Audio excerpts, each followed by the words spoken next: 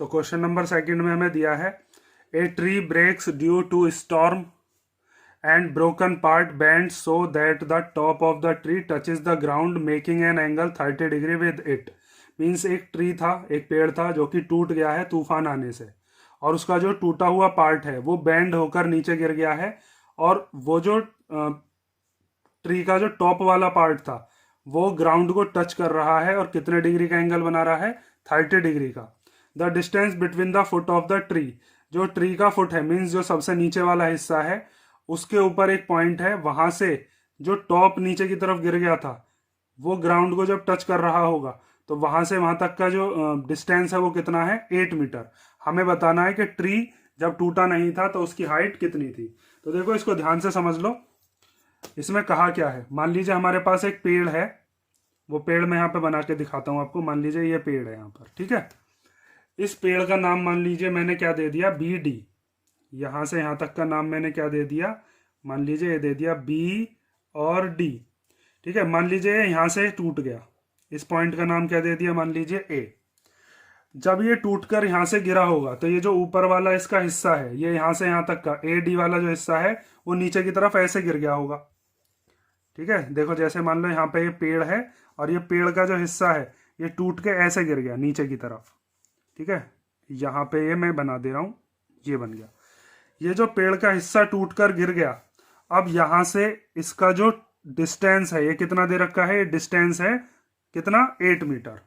8 metre distance दे रखा है, तो यहां पर हम लिख देंगे ये वाला डिस्टेंस है 8 मीटर, ठीक है। इस पॉइंट का नाम दे देते हैं हम कुछ, मान लीजिए इस पॉइंट का नाम है सी। ये चीज समझ में आई कि तूफान जब आया होगा तो इस वाले पॉइंट से, ये नीचे का जो हिस्सा है ए बी, ये तो पेड़ का हिस्सा भी बचा हुआ है, ये यहां से ए से लेके डी तक का जो हिस्सा था ये टूटकर और नीचे की तरफ जब गिरा तो इसका ये जो टॉप था ये जाकर ग्राउंड को टच किया होगा। अब इसका ये जो टॉप है और ये जो ट्री का फुट है, इन दोनों के बीच में कितने का डिस्टेंस है, 8 मीटर का।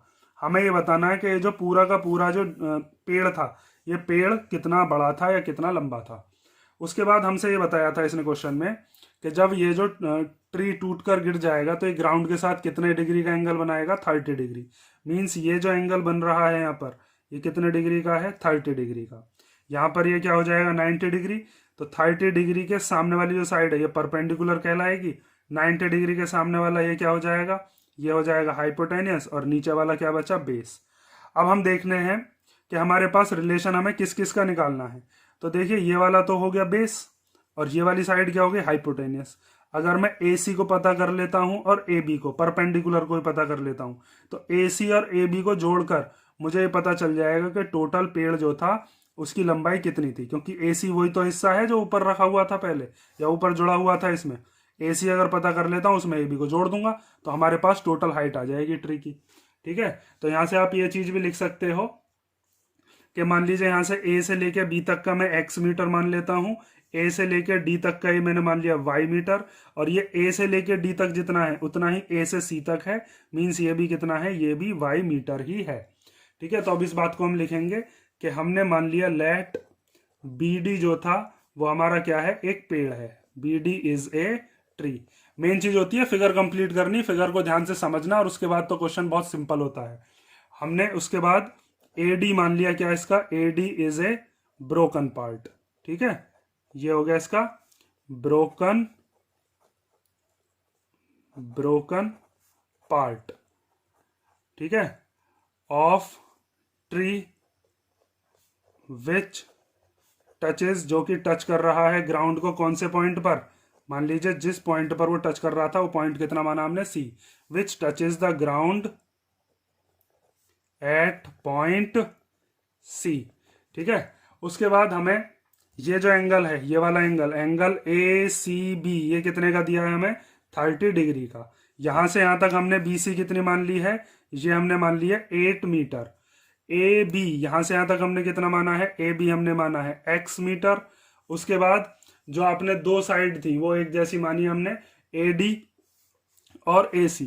तो आप यहां पर लिख सकते हो ए डी और ए सी हमारी दोनों की दोनों कितनी है, इक्वल है। ए डी और ए सी दोनों हमने कितनी मानी है, वाई मीटर, ठीक है। इतनी चीज आपको पता चल गई होगी। अब हमें टोटल अगर हाइट पता करनी है, हाइट ऑफ द ट्री, तो उसके लिए हमें क्या करना पड़ेगा, एक्स को और वाई को प्लस करना पड़ेगा, ये वाली साइड और ये वाली साइड प्लस करनी पड़ेंगी।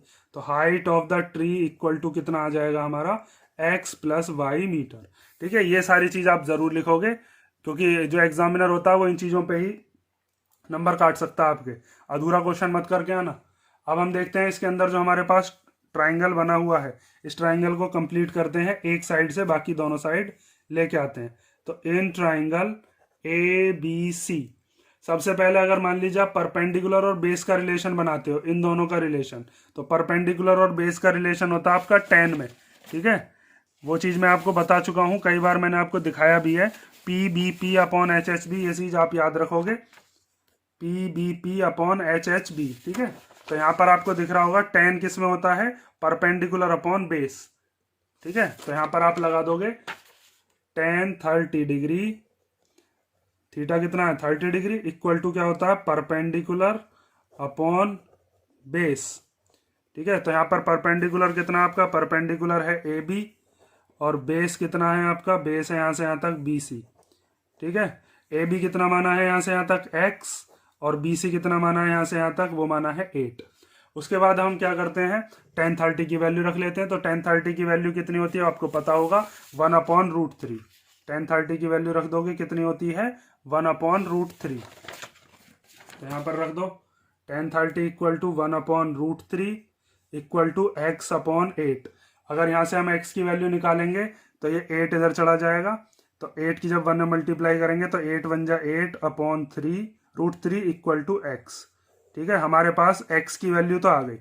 अब बात आती है कि हम y की वैल्यू कैसे निकालें।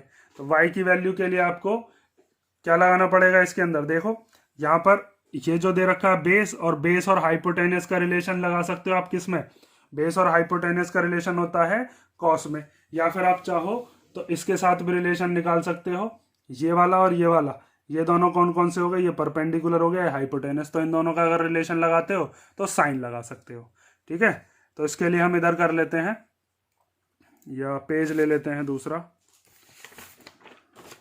देखो अब हमें इसी ट्राइंगल के अंदर, in triangle A B C, मान लो मैंने ए बी और ए सी का रिलेशन लिया, तो ए बी और ए सी क्या है हमारे पास, ए बी तो हो गई हमारी परपेंडिकुलर, और ए सी क्या हो गई हाइपोटेनस। तो परपेंडिकुलर और हाइपोटेनस का रिलेशन किस में होता है, साइन में। तो साइन 30 इक्वल टू क्या हो गया, ए बी अपॉन ए सी। ठीक है, वो चीज नहीं लिख रहा मैं, परपेंडिकुलर अपॉन हाइपोटेनस, वो समझ गए होगे। तो यहां से आप एक चीज देख सकते हो कि साइन 30 की वैल्यू कितनी होती है, वो होती है 1/2। ठीक है, ये चीज ध्यान से स्क्रीनशॉट ले लेना, या फिर इसका साइन 30 की वैल्यू कितनी होती है 1/2। स्क्रीनशॉट ले लो इसका, या तो, या आपको अगर आपके पास बुक हो उसमें भी देख सकते हो, ये बनी हुई होगी उसमें। उसके बाद हमें ए बी कितनी है, ए बी है हमारी x, और ए सी कितनी है यहाँ से यहाँ तक, ए सी है हमारे पास y। ठीक है, तो इस y को हम इधर भेज देते हैं, 2 को इधर भेज देते हैं, तो y इक्वल टू कितना आ जाएगा 2x। इसका मतलब यहां से यहां तक का जो डिस्टेंस है वो इसका क्या है, डबल। x की वैल्यू तो आप निकाल चुके हो, तो वो वैल्यू पुट कर देते हैं हम। तो यहां पर हम कर देते हैं put the value of x। तो y इक्वल टू कितना आ जाएगा 2 इंटू एक्स की वैल्यू कितनी आई थी, x की वैल्यू थी 8/√3, तो वो वैल्यू पुट कर दो 8/√3। तो y इक्वल टू कितना आ जाएगा, 8 2 16/√3। हमारे पास x और y दोनों की वैल्यू आ चुकी है। अब हमें क्या निकालना है, टोटल हाइट ऑफ ट्री। तो अब टोटल हाइट ऑफ ट्री देखो कैसे निकालोगे, total height of the tree. तो टोटल हाइट के लिए मैंने तुम्हें बताया था क्या क्या प्लस करना है, हमें करना है x और y को प्लस। तो x की वैल्यू अपने पास क्या है 8/√3, और y की वैल्यू क्या है 16/√3। इन दोनों को हम प्लस कर लेते हैं, तो ये आ जाएगा 8/√3 प्लस 16/√3। ठीक है, अब इनको प्लस कर लो, तो दोनों का एलसीएम कितना आ जाएगा, दोनों का एलसीएम आ जाएगा √3। ठीक है, और जब नीचे वाली डिजिट सेम होती है तो ऊपर वाली सिंपल ऐसी प्लस हो जाती है। 8 + 16, 8 और 16 को प्लस करोगे तो कितना आएगा 24/√3।